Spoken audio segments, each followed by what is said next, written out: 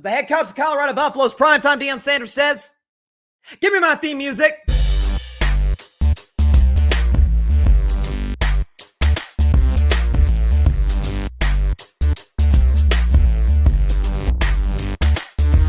But a story, maybe not even a story, something that has been pushed by Cowboy fans, Cowboy media, national media alike is, we know Mike McCarthy's gone at the end of the season. We know Jerry Jones is not going to fire him during the season. It's been very well sourced that Jerry is a guy who doesn't like it. There's a bit of nobility behind this. I've criticized Jerry over the years. In a way, I think he's got a good heart in this regard. Like, he doesn't fire head coaches in the middle of seasons. It's just not what he does. And Mike McCarthy's in last year of his deal. He's just going to let his contract expire. So the thing has been, hey, get Deion Sanders. Matter of fact, you're going to get a high enough draft pick. Maybe consider drafting Deion Sanders' son, Shedeur Sanders. So, in the event, first of all, Deion Sanders has to leave Colorado. That's first and foremost. By the way, I think that's very much on the board for him. If I had to tell you what I think Deion Sanders is going to do, it said he's going to lead Colorado to the college football playoff. They're going to win the Big 12, get to the CFP, and see what happens from there. And I think he's going to go to Florida State. I think Norvell's getting fired. I think Deion Sanders, that's his alma mater. It feels like the writing's on the wall. Tallahassee, it's where Deion, the legend of primetime, first began. He's got an opportunity to go there and turn around their program. By the way, he's not going to be coaching Shedeur Sanders and Travis Hunter forever, right? So what's the incentive to stay at Colorado? Nothing against Boulder, but Florida State, it's a bigger brand, ACC. He's got an opportunity to reestablish, and not even just reestablish, but build on his legacy at Florida State. But let's say, for the sake of argument, let's play this game. Let's say he does go to Dallas. Well, first of all, they would have to draft Shedeur Sanders in order for him to do that. Because I think only way Deion Sanders goes to the National Football League is if a team that needs a quarterback is going to draft Shedeur, or if the team that has the number one overall pick, like a Vegas Raiders, for example, is going to draft Shedeur Sanders and he goes there, I think they're a package deal.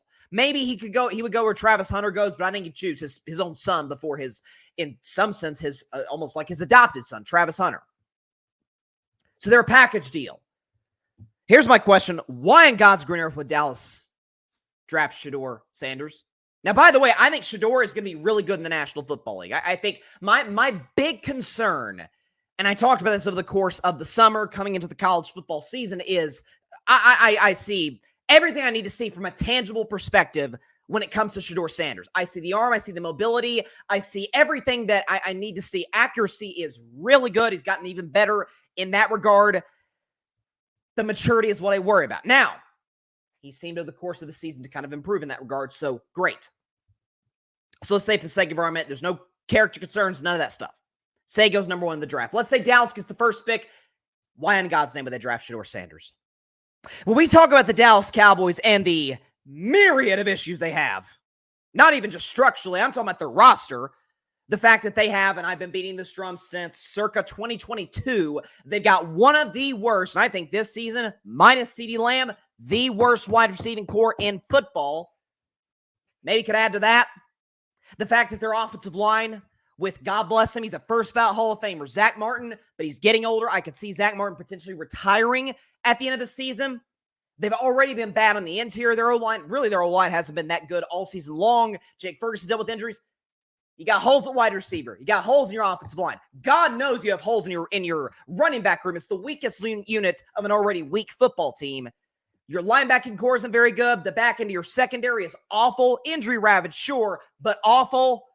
Your pass rush is non-existent. Micah Parsons, you haven't paid him yet. He could be a good trade asset for you.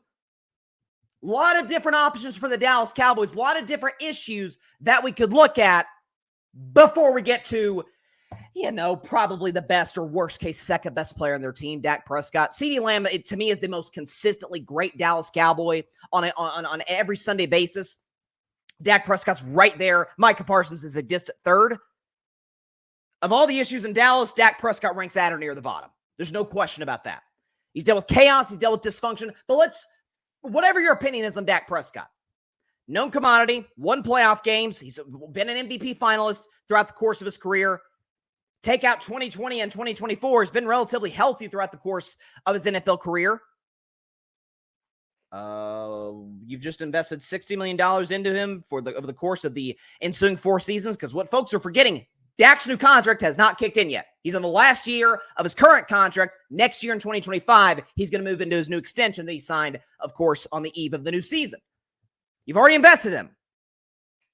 You're going to get a high draft pick, and you've got a great trade asset, Micah Parsons, who I think is a deeply, I don't want to say deeply flawed player. That's too far. I think he is certainly not in the level of the tier 1 pass rushers in the NFL.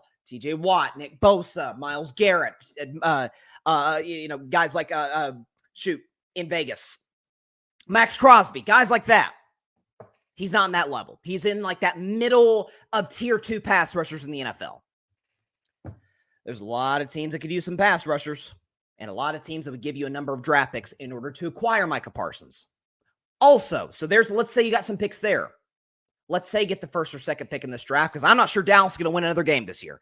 They could beat the Giants on Thanksgiving. Tommy DeVito, Cooper Rush, God bless America. That's a bad midday Thanksgiving matchup. No question about that. Maybe you win that game, maybe you don't. I don't think you're going to win another game the rest of the year. I think Carolina's going to beat you. You get the first, second, third overall pick in the draft. Trade down.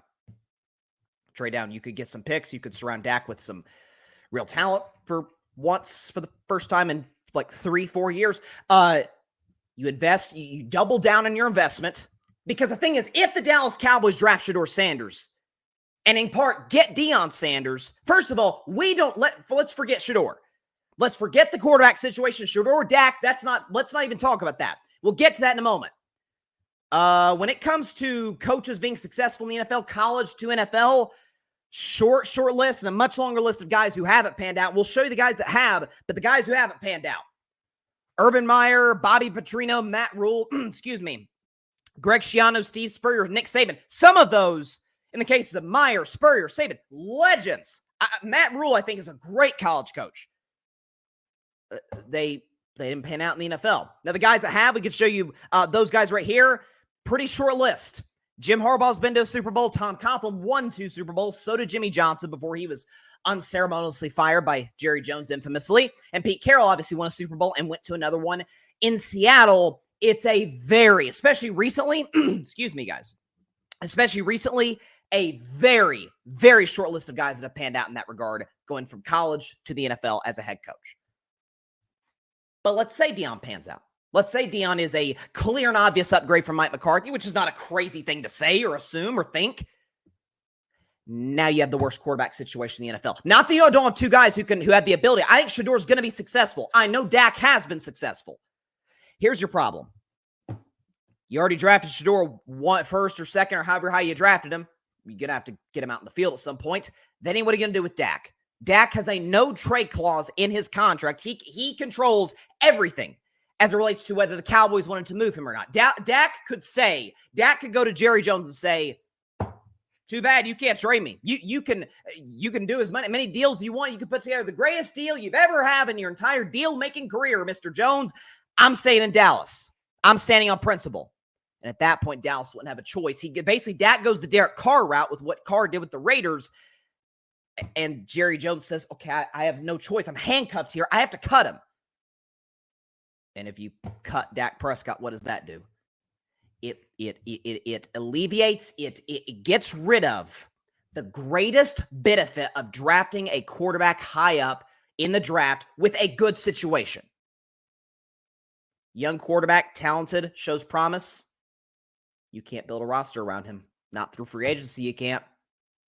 Now, if you're a Cowboys fan, you're like, Jerry hasn't been doing that anyway, so maybe it wouldn't be that big of an adjustment for us, but you don't have the freedom to be able to do that. If you cut Dak, I don't know. I tried to look into what the cap hit would be. I couldn't find it. I'm sure it would be gargantuan because Dak signed the biggest contract in NFL history, and he holds all the cards if the Cowboys were to decide to go that route. But they're strapped. They're trapped. They can't do anything as it relates to free agency, as it relates to being able to retain CeeDee Lamb long-term. Maybe a Micah Parsons. If they were to keep Micah, I think they should move him and get draft picks. But for Dallas, as bad as this year has been, as worst case scenario as this was for a number of reasons, There's a light at the end of the tunnel. You can move Micah Parsons to get picks. You're going to have a high draft pick. Move that, get more. Move down the draft, get more picks. All of a sudden, you got probably an extra 2 second-rounders. You got an extra first-rounder. Now you can put together a nice NFL roster. You could shore up your receiving core. You can certainly upgrade your running game. It wouldn't hurt Jerry Jones to spend a penny or two in free agency. All of these things are on the board for Dallas. If you bring in Deion Sanders or Shedeur Sanders, it's over.